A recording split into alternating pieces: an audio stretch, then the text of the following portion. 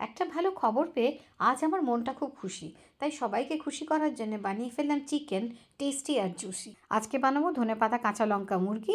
সঙ্গে থাকুন, দেখতে থাকুন। Welcome to Rannabaji. আমি নিয়েছি বড় টুকরো করে কাটা 700 গ্রাম চিকেন। ভালো করে ধুয়ে বড় পিসগুলোর গায়ে ছুরি দিয়ে চিড়ে দিয়েছি।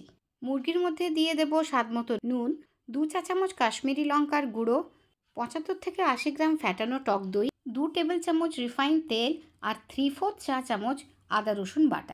এবার সব মশলাগুলোকে খুব ভালোভাবে চিকেনের গায়ে মাখিয়ে 8 ঘন্টা ঢেকে রেখে দেবো। 8 ঘন্টা 45 মিনিট পর প্যানে 3 টেবিল চামচ সাদা তেল দিয়ে গরম হলে ম্যারিনেট করা চিকেনটা দিয়ে দেবো। 3 মিনিট পর্যন্ত হাই ফ্লেমে এক সাইডটাকে ফ্রাই করব।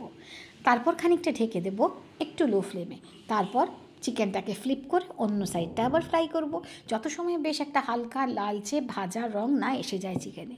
চিকেন ভাজতে ভাজতেই প্রায় 75% রান্না হয়ে যাবে। এই রেসিপিটার জন্য একটু ছড়ানো চওড়া প্যান হলে চিকেনগুলোকে বেশ ভালো করে ভাজা যায়। 3 মিনিট অন্তর উল্টে পাল্টে ভেজে নিতে হবে। চিকেন ভাজতে ভাজতে আবার কোথাও গল্প করতে চলে গেলে কিন্তু হবে না, চিকেন ভাজা নয় পোড়া হয়ে যাবে। অন্যদিকে দুটো বড় মাপের পেঁয়াজকে ভালো করে কুচিয়ে আমি গরম জলে দিয়ে সেদ্ধ করে নিয়েছি। জল ঝরিয়ে এটার একটা মসৃণ পেস্ট বানিয়ে নেব। পেঁয়াজ বাটা সরিয়ে রেখে এবার মিক্সার জারে নেব প্রায় 75 গ্রাম ধনেপাতা আর সঙ্গে ধনেপাতার ডাঁটি, স্বাদ মতন কাঁচা লঙ্কা, আর এগুলোকেও ভালোভাবে বেটে নেব।